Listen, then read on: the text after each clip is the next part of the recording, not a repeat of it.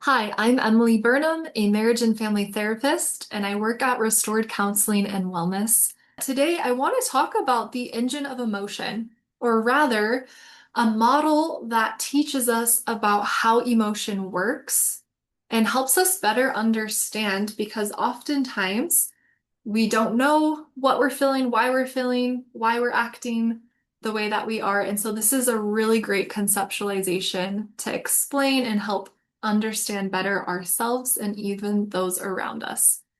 So let's get started. I want to first start with a question.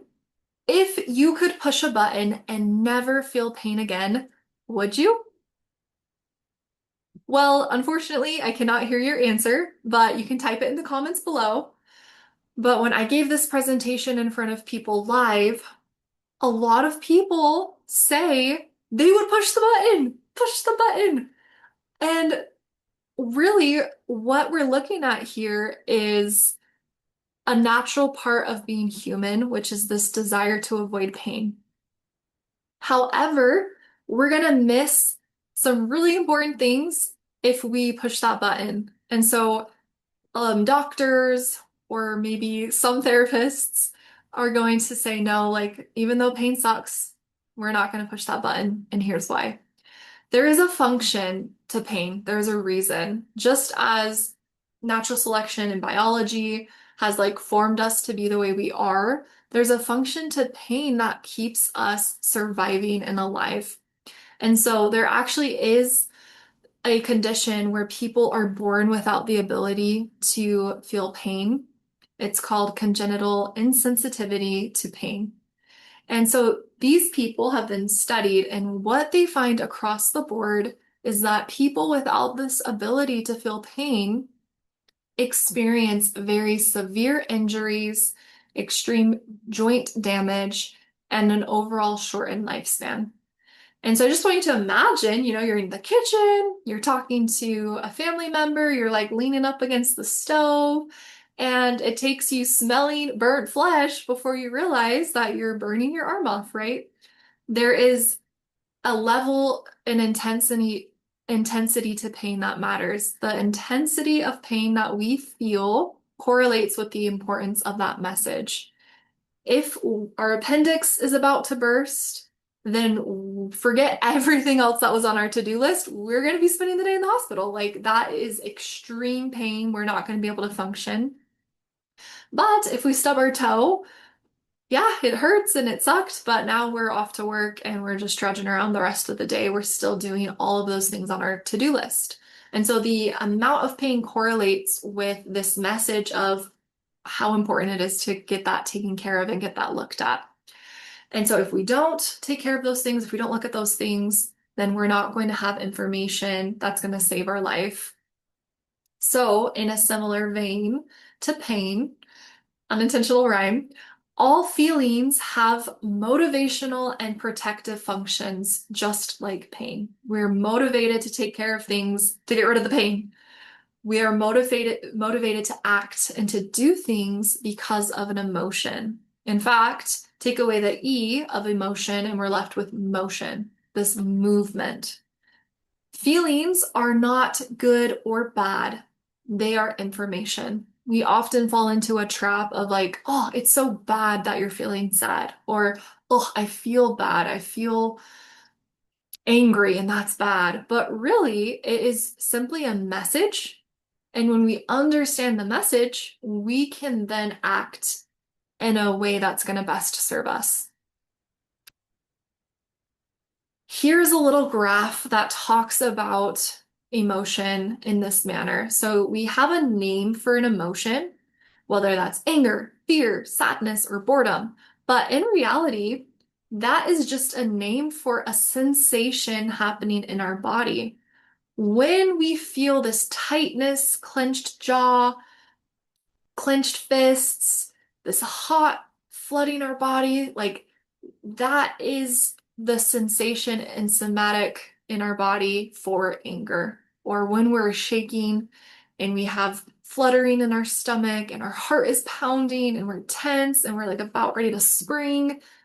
Fear is the name for that somatic expression in our body. etc., with sadness and boredom. Each of those feelings comes with a message that urges us into action or into motion. With anger, it's this message of something is unfair because it's unjust, it's not right. I am now filled with this energy and this anger to take action to make it right.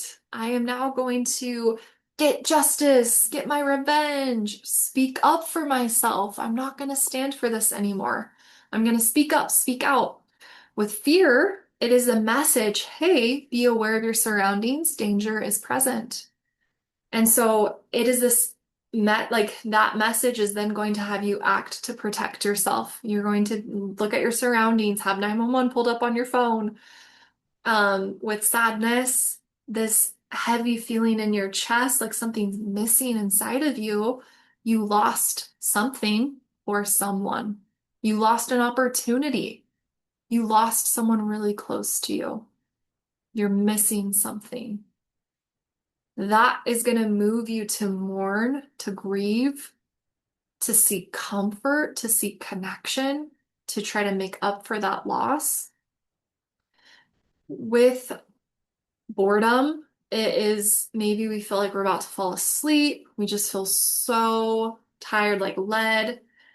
This message of this is unstimulating and I can't stand feeling like this. And so I just want to move. Maybe I get like jittery or like my legs bouncing and I'm ready to go seek something that's meaningful to me.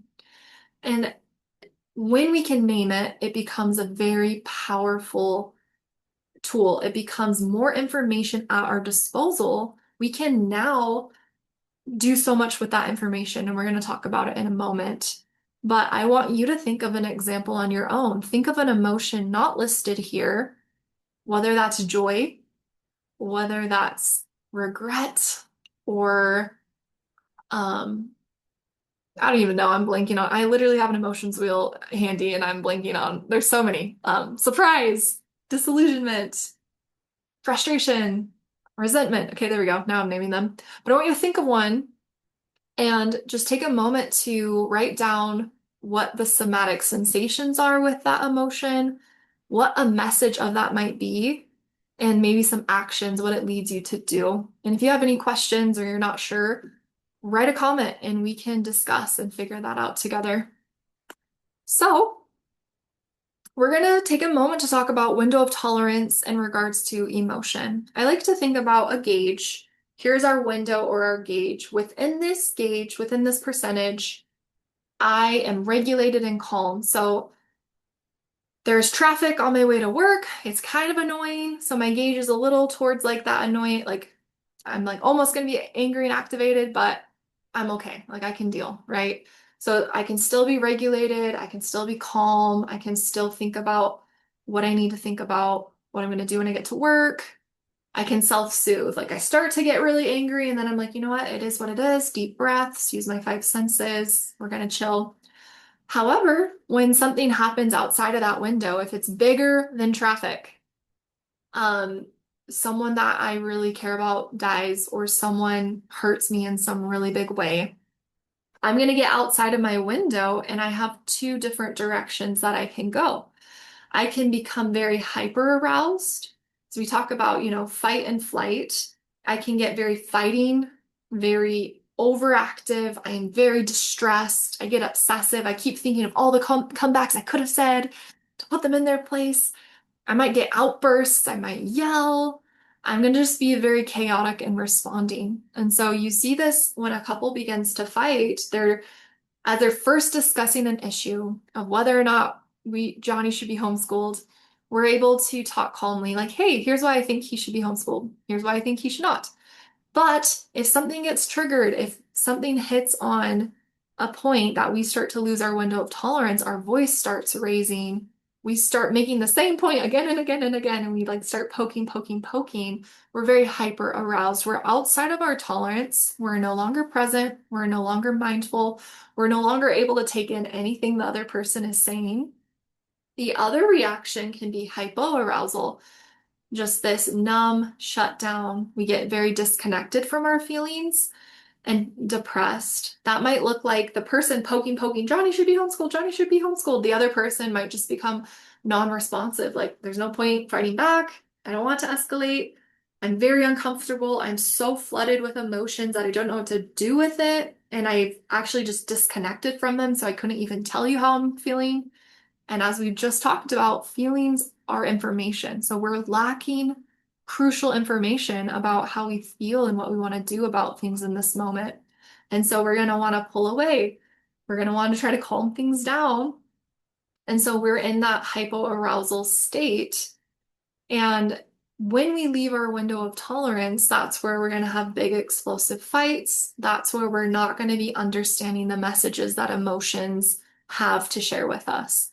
Because ultimately, if we're shut down or if we're overactivated, it's because we care so much. It's because this is signaling that this is really, really important. And now I'm getting very reactive instead of taking a moment to slow down and understand really what is so important about this. There's a gender divide, what I've seen, and I want to preface this by saying these are definitely stereotypes. These are definitely cookie cutter. Not every man falls in the men category, vice versa. Like, you can have cross gender, like whatever. I can't even explain this very well, but the stereotypes do exist for a reason. And I think there's a lot of power in recognizing that because otherwise we're acting out what is normal for society, thinking it's us and not realizing, like, holy cow, maybe like 90 other percent of men or women also feel this way and have had these experiences. And so that can help us create some distance, externalize that, and say, no, like, that's not just me. Now I can name these external reasons why I've been molded this way. And so I have some more power and agency to break out of that and choose a different response or work on these areas. So, yes, it is very grotesquely genderized. And so I apologize for that. But what we've seen with men is this socialization towards suppressing emotions, towards being very stoic, very logical. You'll hear a lot of men say growing up that their fathers or even mothers told them, like, men don't cry, like, man up, deal with it, like, don't be a pussy, like all the things, right? And so they're socialized from a very young age to suppress how they're actually feeling, to be stoic, to not show emotion, to without emotion and the information it provides, we're then only left with logic. And so they get very in their head, very logical. And so they might have trouble naming how they're feeling, where they're feeling it in their body. They might be very disconnected from their emotions. And unintended consequences of this is higher rates of alexithymia, the inability to name and recognize emotions and how they feel in the body. Just kind of this blindness to all things emotion. And it's higher in men than women, right? This emotional disconnection and avoidance. You might be in a relationship, an emotion comes up, and you're taught like not to engage, or that it's bad, or that it makes you weak, so you suppress it, you disconnect from it, you pull away. And so your partner feels you pulling away, experiences you as being emotionally unavailable. And you're like, hey, well, like, I was told to be this way, like, this is what I was praised for, and this is what's supposed to make me strong. And now my partner wants me to go to therapy because I don't feel and I'm not emotionally available. Like, what the heck, right? Um, with women, we are socialized towards emotional expression, towards emotional relational awareness.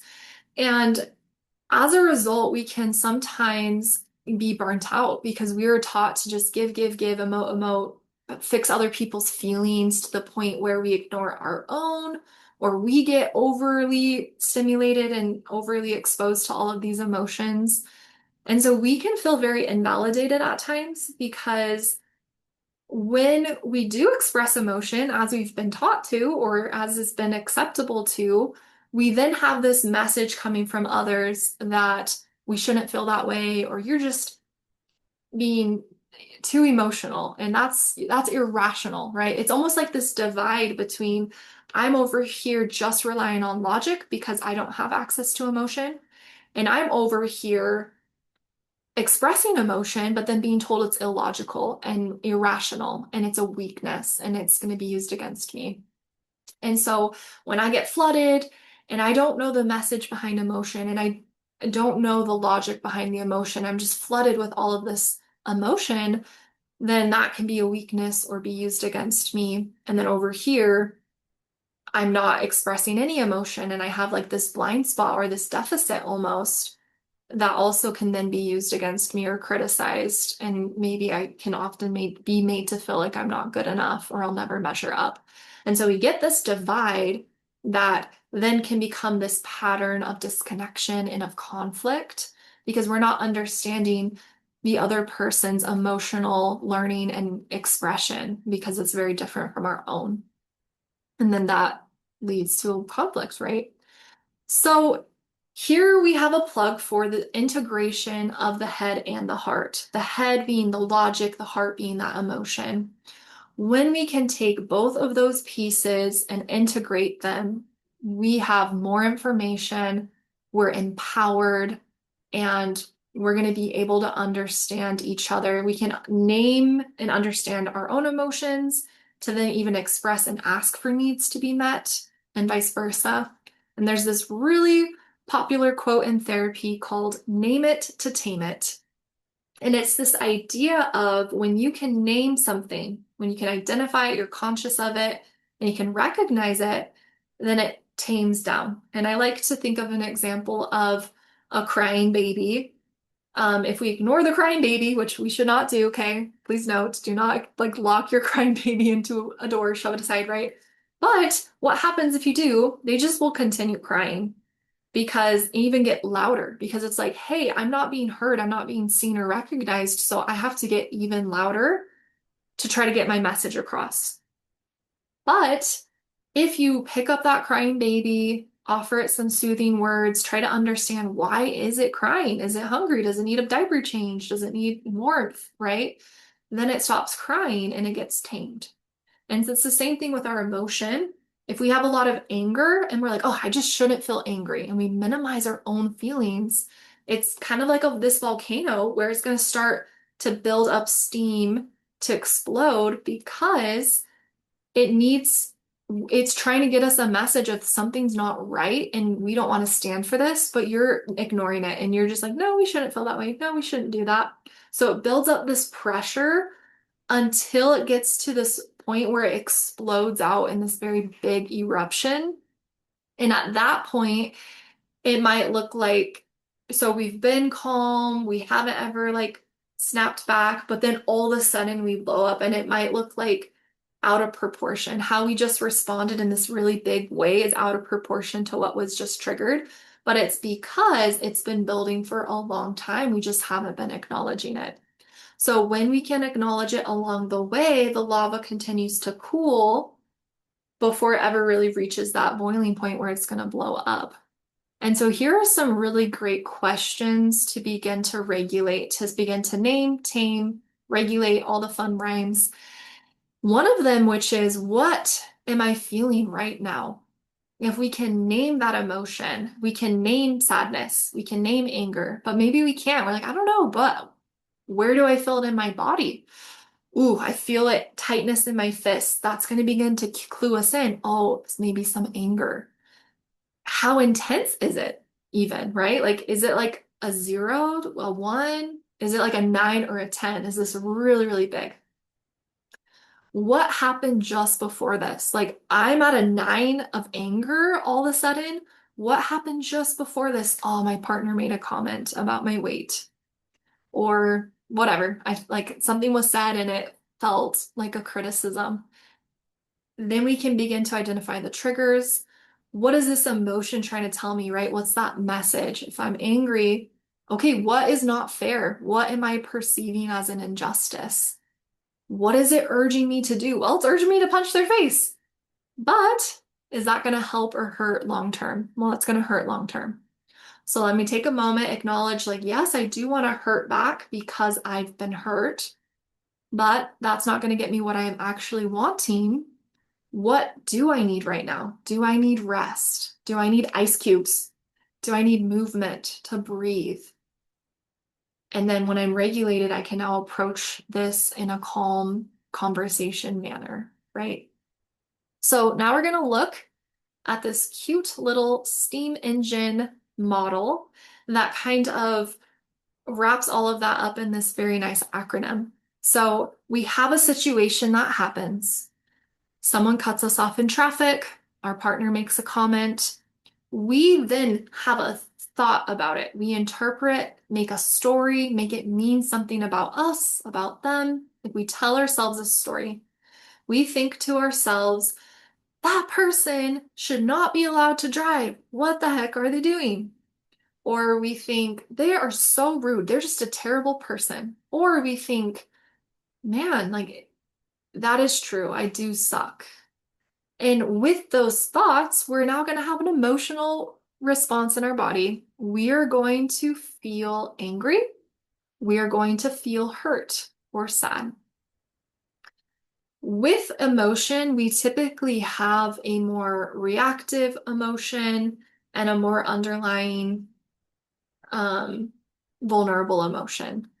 And we're going to be so quick to jump up to the reactive emotion. Like under anger is maybe like hurt or sadness, but we're going to be very quick to express the anger first and foremost.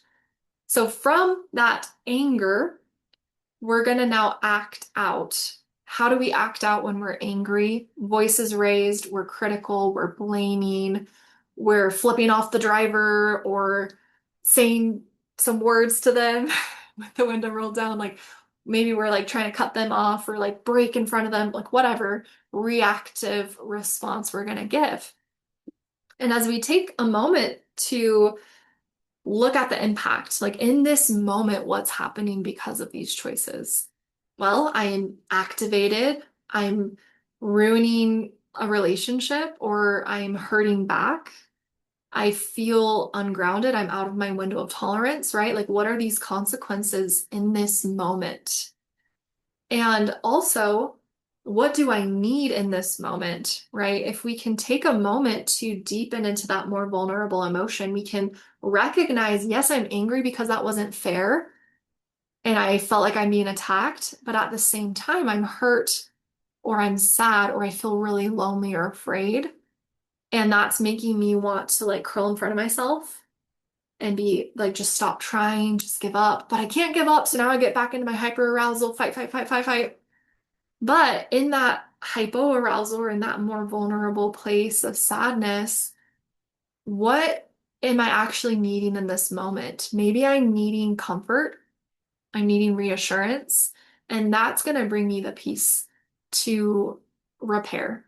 And so this next slide goes over what a repair conversation actually looks like, how to avoid or get out of that cycle, how to reach for connection in these moments when we're hurt or overcome with emotion. And so instead of acting on steam, right? Like we just react, we get that situation happens, we have that negative thought, we feel angry and we're just responding boom, like as soon as a light switch is flipped. We actually want to share each component of STEAM with that person, that safe person with our partner or with a safe person. And that's going to release the pressure in a way that leads to connection instead of just acting on it and releasing it through escalation and damage. It might feel good short term to express that anger, but long term, you're gonna have done more damage. And rebuilding a village takes a lot more work than destroying a village, right? So we're looking at that long game. And so in this moment, when I can identify, I go, in that previous slide, I go through those questions and I start to piece all of these things together. I start to identify what was happening just before I felt this way. What was I telling myself? What am I feeling? Um, we then take that to our partner or even to a therapist and we say, hey, this situation happened. I was cut off in traffic. And it's just factual. There's no interpretations, no meaning making, like, oh, traffic is bad. No, it's just traffic. But I told myself I'm going to be late or they don't care about me because they said this mean thing. And so I started to feel really resentful. Like, why do you always get to tell me what to do and you never do like what I want to do? So I started to feel really resentful and angry. And I just really want you to understand that underneath that anger, though, was this feeling of I'm not being understood. And so I felt really alone. And I want to own my actions. Like, yes, you saw me get big, yell, scream, criticize, and I am really sorry that I did that. And I wish I could have taken a moment to regulate because really what I felt underneath that anger, what I was telling myself is that you don't care. And I got angry because this means a lot to me. Like it's important that you do care, that you do see me and love me. And what I would need in this moment to feel better, like even as I'm sharing this with you, I'm really anxious sharing this, and I would need some clarity, like some reassurance. I would need some comfort. Like, could you just give me a hug right now? Or as we're sharing, like, hey, when you went off on me, I was really confused. Like, it felt like it came out of nowhere. I didn't know that things were building up for you. And so I just felt so confused. And I felt attacked. And so I was trying to defend myself. But already I was just like, all right, like, I need to just try to minimize things because this is getting out of hand and I don't know what to do. And I felt really helpless. But I also felt hurt. Like, how could you yell at me like that way if you care about me? And so I actually really need some clarity. I need to understand what was happening for you that you did that and you said those things. Or maybe like it would really help if I had an apology, if you could own what you did and what you said, right? So you're describing the situation, how you interpreted that situation and what it led you to feel and act, and then what you're needing to feel better in this moment together. So it can look different. You get to make it your own, but having that little reference card is so helpful so you can make sure you're catching all the pieces and all of those pieces are getting addressed. I want you to remember these key takeaways. Unshared emotion becomes reactive. I go through steam and I keep it in and I just act it out very reactively. I'm you say something in my head about it, interpret making all these assumptions, getting so angry, and then outbursting very reactively versus sharing steam, sharing the emotional process leads to connection. Hey, when you said this, actually I had this really big reaction, like all this steam built up, and here is the S and the T and the E and the A. And what I'm needing in this moment from all of this is to understand why you said what you said, because the only reason I could think of was because you didn't care, or that you're doing it on purpose because you're mad at me. And so please help me understand, give me some clarity. Or you might not have realized, but it did hurt me. And even if you didn't mean to give me a paper cut, like it's bleeding. So like, can we bandage this up together? Can we take care of this pain together so that we can be connected? There's a really great resource. It's an app called How We Feel. This can prompt you midday to just check in and record how you're feeling, and it has different prompts so that, especially if you're struggling to know and identify how you feel, you can kind of pick and find your way to what you're feeling and then have this log and be able to take notes in it as well. And it's free. So it's a really, really great resource. So go ahead and scan that QR code if you would like to download that. Thank you so much for watching this presentation, and please don't hesitate to comment below with any insights, takeaways, or questions that you might have.